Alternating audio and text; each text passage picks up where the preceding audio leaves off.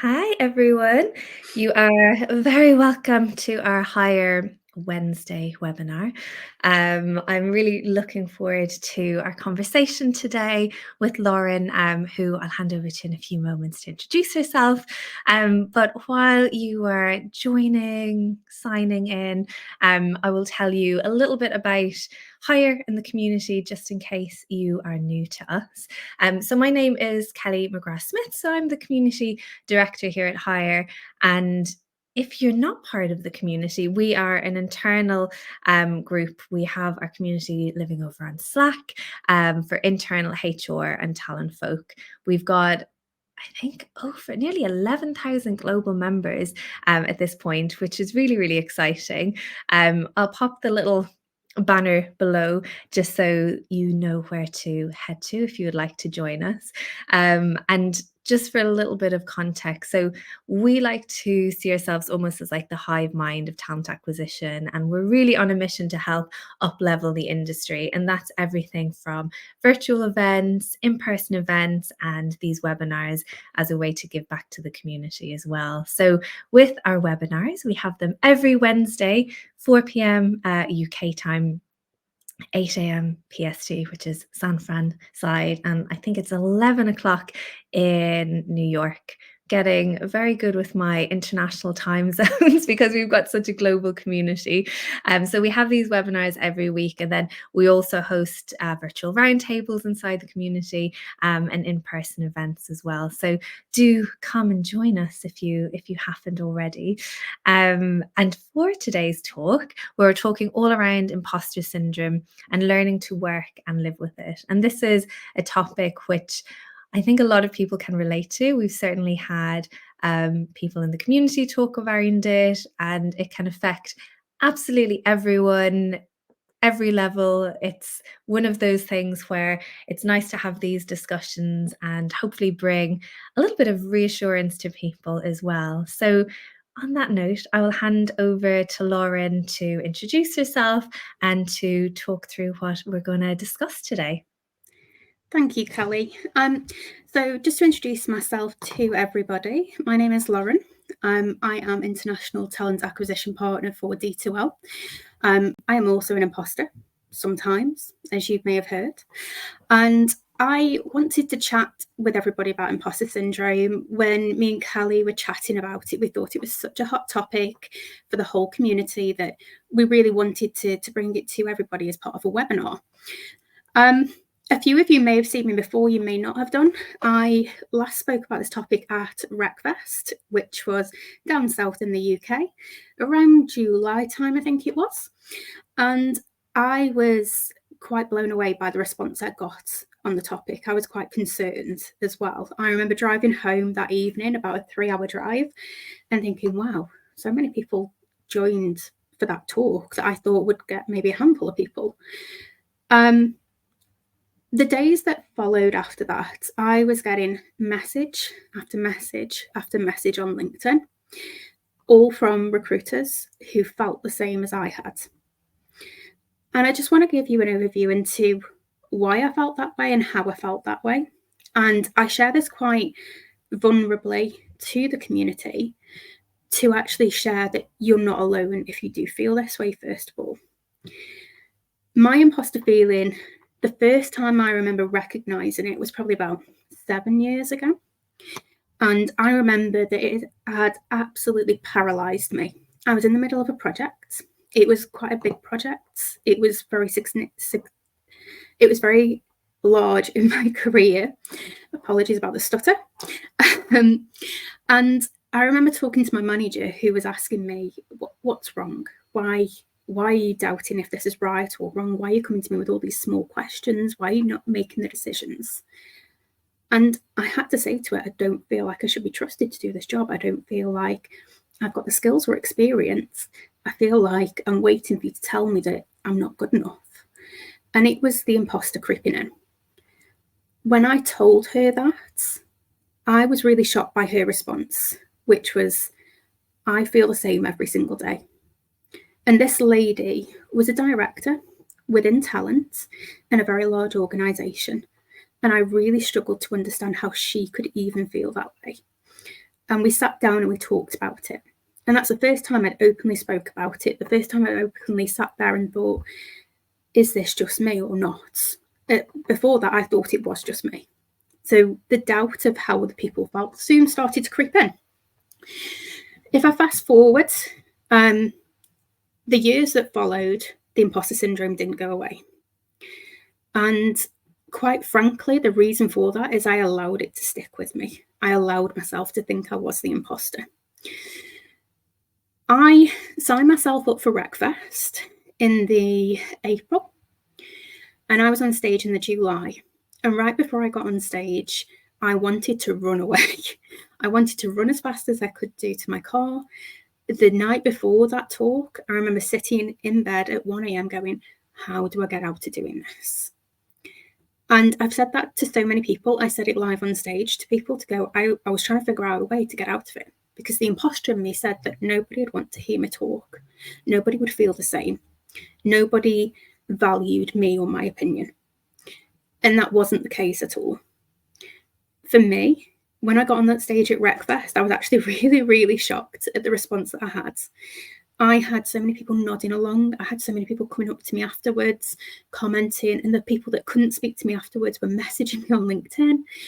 It reassured me to know I'd actually done the right thing. And I'd actually, I want to say, defeated my imposter from the night before right up until that moment by getting on that stage. And I do remember one of the ladies that was presenting there to say, you would never think you've got imposter syndrome. And I had to say to her, of course you wouldn't. You keep it well hidden. You keep it all together, because that's just what we do. When I think back to where that comes from, we have to think about what we do in a talent community. And I'm going to switch probably my words between talent acquisition and recruitment, because we know over a number of years they've kind of all merged in together. As recruiters, we're tasked with sometimes the impossible, that unicorn. How many of us have sat there and said, I've got to find this candidate, and there's this massive long list of expectations and nothing can be given up. There's nothing that's not a priority on that job description. We sit there and we search and we search and we scour LinkedIn, we scour job boards, we scour applications. We're asking who we know, who friends of friends, family. You are trying your best, but you just can't find them. How many of us sit there and go, should I be doing this job? Am I good enough to do this job? And interestingly, feel free to put any comments into the chat as well around that. I'd love to know if you have sat there and gone, I don't think I should do this, or because you can't find that one unicorn candidate at some point in your career. Maybe you're just starting out and you don't know how to find that unicorn, or you're worried about what happens when you get given that job description to find that unicorn. I want to know who has felt that way. Please, if you can be vulnerable, do feel free to be so. This is very much a safe space for us all. I want to make sure everybody feels supported. But what I want to tell everybody is that you're not alone in that search. Sometimes we are tasked with the impossible. We are having to find perfection all the time.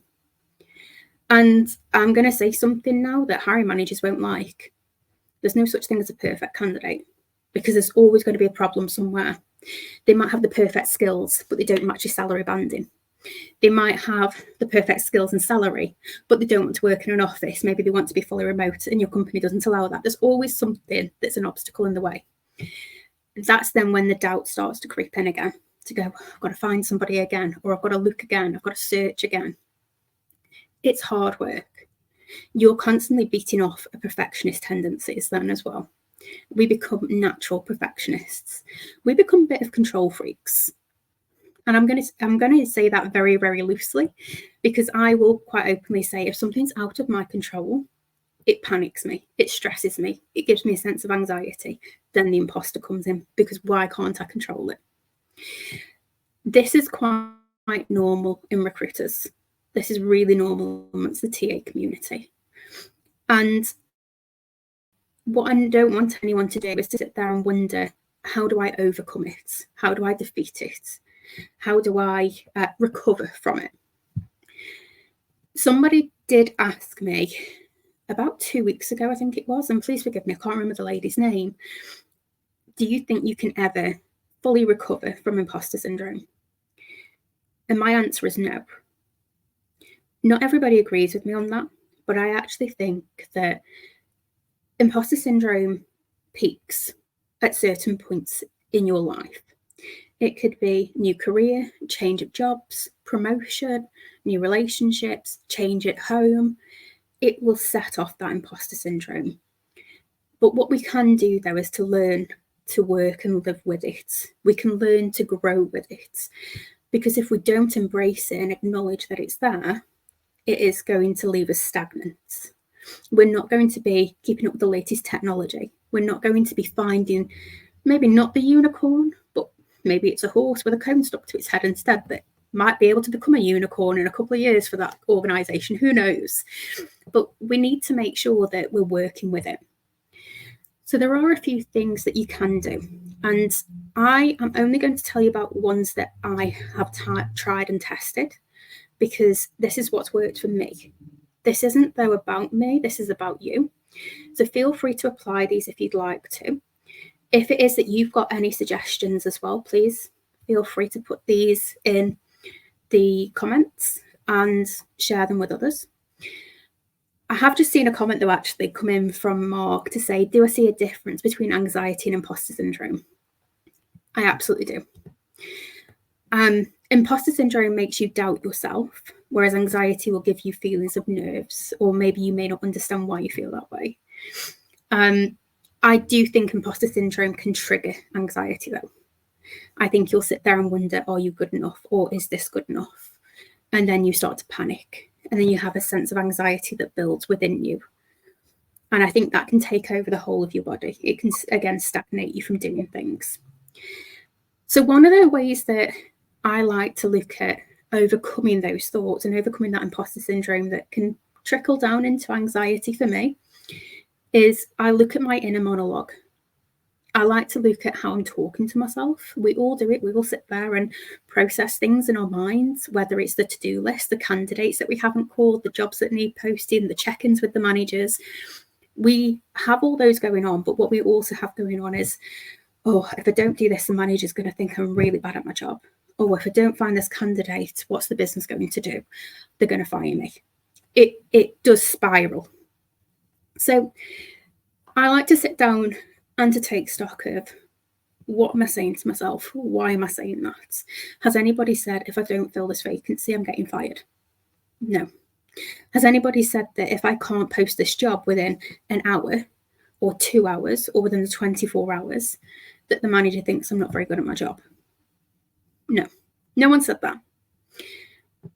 I don't know any other job role in an industry that's juggling as many projects as we are. And that's how I look at every single requisition, every single vacancy as a project, because it has milestones at every point. We can be managing anywhere from 1 or 2 vacancies all the way up to 50, maybe 100, depending on what you're working with. And so what it is for me is when I look at that inner monologue and I'm thinking about all these other things that are going through my mind with all those vacancies, I sit there and go, what's the time scale I gave that manager?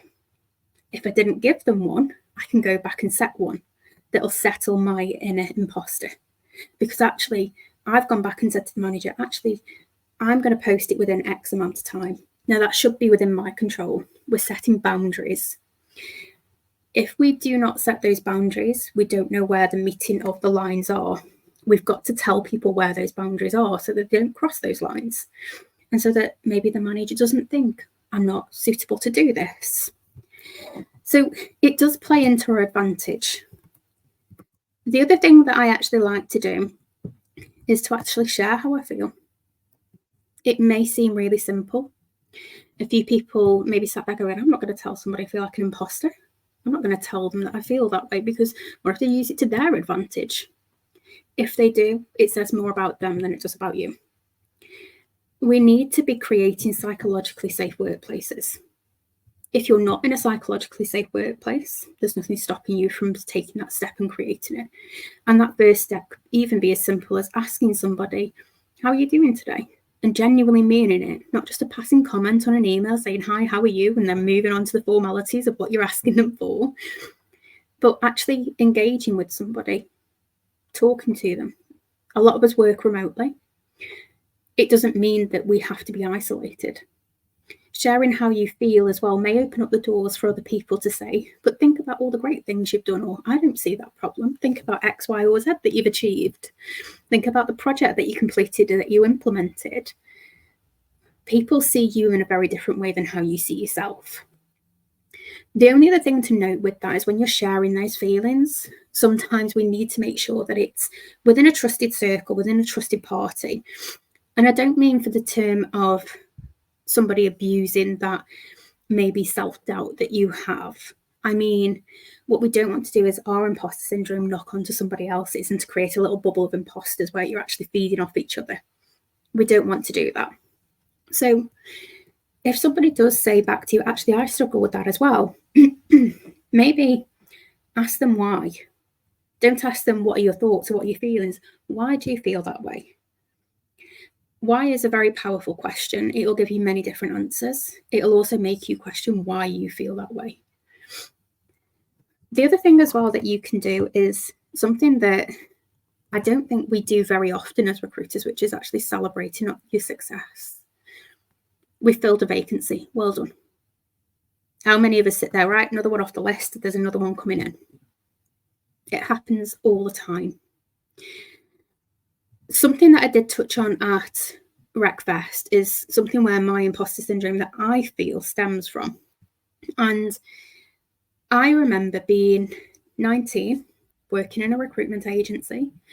I'd filled a vacancy that was a very difficult to fill vacancy. I was jumping for joy. I'm not even going to say to you I was professional. I wasn't. I was jumping literally for joy and going, I filled it. It was a big fee. It's the first time I'd filled it, and it had been going from another recruiter to me, and I'd filled it. I was so happy.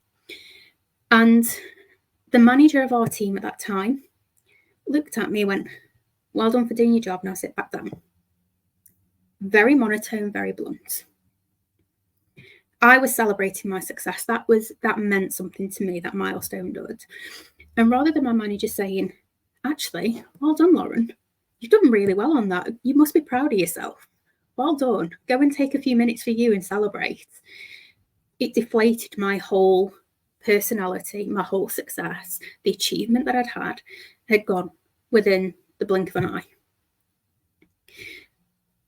Since then, up until recently, every time I filled a vacancy, I was just doing my job. Didn't matter how hard it was to fill. Didn't matter how many hours I worked. Didn't matter if I did it with a partner or not. I was just doing my job. If a project gets launched in a business and it's a new project and it's going to have an impact on a business, there's a celebration, there's a project launch, there's the whole caboodle of we've done it, there's a big fuss that's made. So why don't we do that when we've filled a vacancy? Why aren't we celebrating our success and going, oh, we've got this great person coming in, it's going to support the business with X, Y, and Z. Why aren't we having that thought process in our own minds? That is what will take you from being an imposter to beating down your imposter syndrome. Because although you may see that as a very small achievement, it is a big achievement for the organisation. You are impacting that organisation's growth as you move forward. You need to think about that bigger picture. And rather than sit there and go, it's just a vacancy. In 12 months' time, what impact will that person have on that organisation? In 2 years, what will that look like? Think about that return back on investment that business has made. They've made that because of you. And it's only you that's done that. Because they can't recruit without you. Let's just be very, very honest. You wouldn't be doing your job if they didn't need you to do it. I saw something on TikTok a while ago, and again, I've spoken about this before, that said, whatever's meant for you won't pass you by. And equally, whatever's meant for you won't come to you. So if it isn't meant to be, if you're not meant to be doing recruiting, if you're not meant to find that candidate, why would you be doing that job? There's a reason that you're in that role. What I'd like everyone to do is the next vacancy you fill, the next interview you have where you've got a superstar candidate, that unicorn candidate that you didn't think existed. Once you've filled the vacancy, once you've done the the interview, the video interview, whatever stage it is in your process. Celebrate your success for finding them, talking to them, for getting past another milestone in the project of recruiting in the requisition. I do think that because we don't celebrate often enough, that's when the imposter decides to creep in on us. The other thing that we need to do, and it's very, very difficult to do, is to learn to accept it. And I spoke about this earlier on. Accepting it is very, very difficult. Recognizing it is equally very, very difficult as well. If we don't recognize or accept it, we can't combat some of those signs. Like when we sit there and think, oh, I'm not good enough for this. We need to have a bit of a switch in us that goes, hang on, that's the imposter talking, not me. Let's take a step back. Let's move away from it. Just because we accept it doesn't mean we'll ever not have it again. It will continue to creep up, like I said, changes in your career, at home, whatever that may be, anything that's substantial, that's what will be difficult. That's where it'll come back up. What I do actually say to people, though, is unfortunately, I'm not here to cure your imposter syndrome. So if you've come onto this webinar today going, Lauren's going to cure it, I'm not. I'm sorry. I'm not a psychiatrist. I can't help you with that. I am a recruiter as well. But what I am here to do is to let you know that you're not alone with how you feel. I wanted to make people aware, so much so they're not alone, that I actually created a LinkedIn group for recruiters who are struggling with imposter syndrome. And I think Callie's actually got the link to that she'll share with everybody. I do indeed. I'll pop that in the chat now so that folks can find up. So anybody that's in the TA recruitment community, feel free to join that, because you are most certainly not alone. I created that group off the back of RecFest because I lay in bed feeling overwhelmed and almost again like an imposter the next day, going, all these people are coming to me for help. How do I help them? And I couldn't help everybody. I had over 100 messages at one point, and I just couldn't, I couldn't sit there and do it, because if not, I wouldn't be doing my day job as well. So I've made a safe space for us to be. I've made a psychologically safe space for us to all interact, to share helpful thoughts, tips, advice, share whatever you need to share, reach out to individuals. Off the back of that group, I've made some fantastic connections who will come to me and ask for advice, not just on imposter syndrome, anything TA related. We've built some fantastic networks. There's one lady that was at RecFest who's joined the group, who's told me how she manages her imposter syndrome. And I hope she doesn't mind. I'm not going to name names, but she actually has a name for her imposter. Her name is Madonna. And if she ever feels Madonna creeping in, she tells Madonna, no, you're a different person. You're not me. Off you go. And I actually thought it was a really interesting way to combat it. But there's tips like that we share amongst ourselves. We want to make sure that everyone feels safe. We want to make sure everyone feels that they know they're not alone and that you're not stagnant in your career. You don't need to sit there and put a pause on your career because of how you feel. I think that's a great point as well for me to draw to a bit of a conclusion now. I'm aware there's not been a lot of comments. I know people are probably watching this thinking, how do I overcome imposter syndrome? There's no cure for it. It is about inner work that you need to do as an individual. But what I would like everyone to take away from this is to know that as individuals, we can work with it. We don't need to be perfect. We need to celebrate our success a hell of a lot more than what we do already. And that actually, if we reach out as a community to each other, we're a lot stronger than working against each other. So please just bear that in mind. Callie, did you have any questions for me, or any questions that you can think of that I haven't covered? Absolutely. I think firstly, really interesting talk. And I think, big fair play and kudos to you for being so open and vulnerable, because I think any topics like this where we are being vulnerable or talking about our own experiences, anxiety, imposter syndrome, mental health, it takes quite a lot to actually come forward and talk about these things. And I think hopefully we're getting better as a group of humans and actually, bringing these things to work in terms of bringing our full selves to work.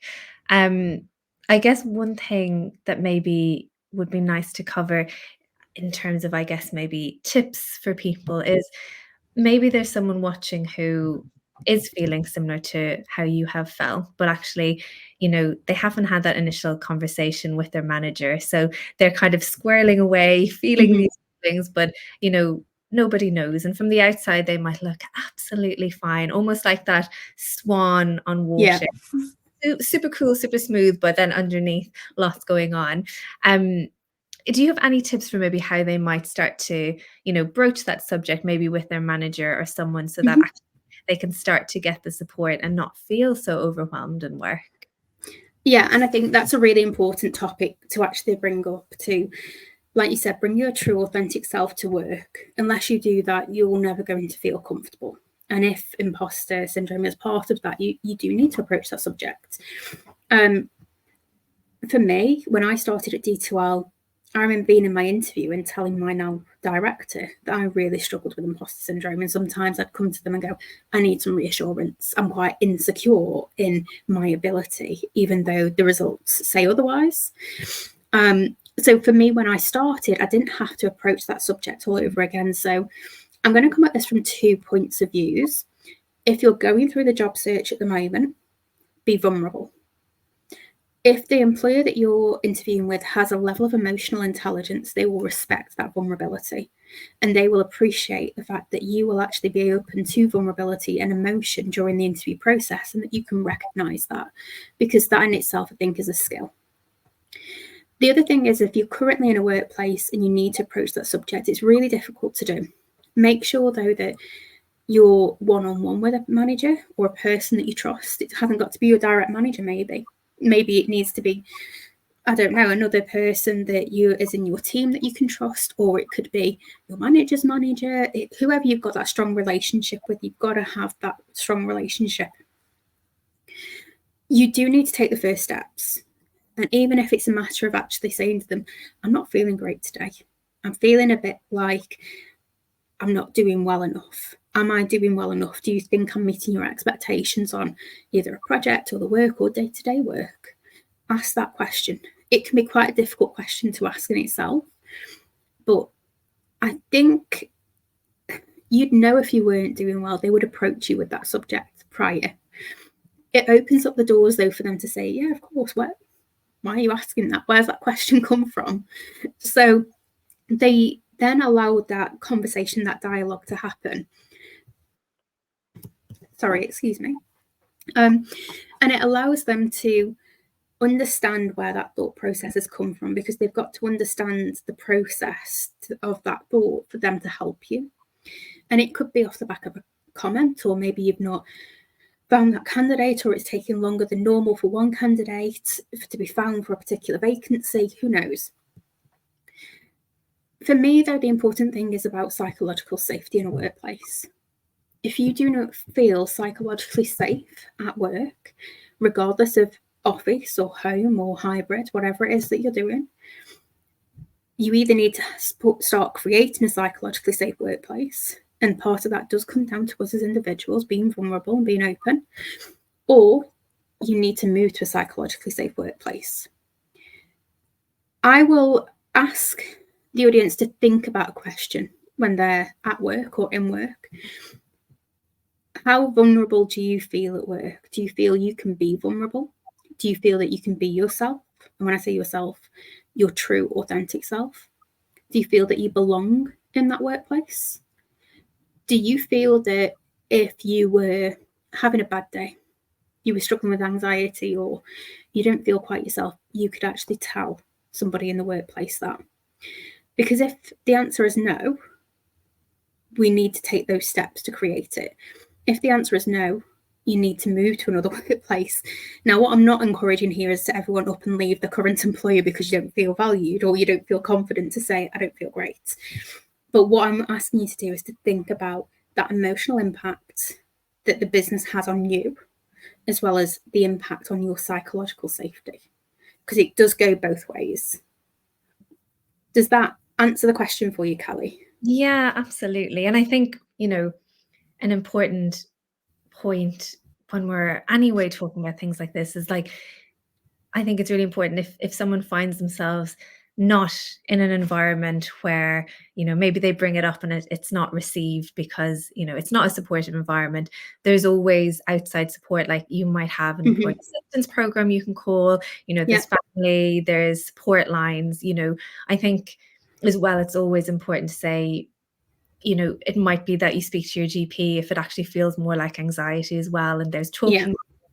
There's loads of things that you can do so that you don't feel alone. Because I think, as you kind of said earlier, sometimes when you're not sure of what's going on and it's you kind of going through something, it feels very overwhelming, and you can feel like it's impossible to overcome. Whereas actually, if you are able to share it, and if you're not comfortable sharing it with your manager or someone in work, there's hopefully other people either within your network or within a environment that hopefully can help you start to feel better and have coping mechanisms that will just make you feel better through your day to day as well. Yeah, I agree. And I think sometimes they are stepping stones into creating that, I suppose, confidence to talk about those emotions at work as well. I think that is really, really important. So I do think very good point there. Yeah, absolutely. But such an important topic to talk about. And I think it's great to give airtime to these subjects to actually start to open up these conversations, because, it might be that someone watching resonates with this and actually there's something that they can put in place to make themselves feel better. I think we're all very aware that the last few years have not been great in TA and HR, and, we need to support each other. There's probably a lot of people out there who aren't feeling great. So I think by having these conversations, we're actually able to open up that dialogue so that people out there do feel like, they can start to put those steps in place and look after themselves and get the support that will help them. Because unfortunately, it's not as easy at the moment, I think, for folks to change jobs. I think definitely had a bit of a boom a few years ago in TAHR, where if you weren't in an environment that felt good, it was easier to leave. Whereas at the moment, it might be a case that you have to work on your boundaries, get support elsewhere while you put that plan in place to either rectify your current situation or move on. And it is important to be able to have these conversations and have a bit of a support network around. And I think the other thing, sorry to interrupt, the one thing as well that you need to remember is this is also part of your career development. It's not just your personal dialogue. It will support your career in the future moving forward. If by working on this as early as possible, it's like you've said, it'll stop us freezing in that position. It allows us then to set those boundaries and to be able to say to people that actually this is where my boundary is and feel more comfortable doing that in the long term. That's what will make a great leader as well. Yeah, absolutely. Well, such a brilliant talk. And like I said, really appreciate you coming on and actually being so open as well. We will have this webinar as a recording. So if anyone wants to revisit it, or there's someone actually that you would like to share it with, you can absolutely do that as well. In terms of next week, so like I said, Wednesday webinars, same time, same place. So we've got a panel discussion on next week, which is all around looking at the nuances and the differences between leadership and management, which actually ties in quite nicely to this conversation in terms of, if you are a leader, how do you actually create that psychological safety within your team? How do you get the most from your team? How do you move from actually, just managing the day to day to leading to inspiring? So we have a brilliant panel on next week. So hopefully we will have some familiar faces joining us for that one as well. You can sign up. It's on LinkedIn. It's live already. And like I said, for anyone who might be new to hire, maybe you're not part of the community, if you do work in internal talent acquisition or HR, feel free to come and join us.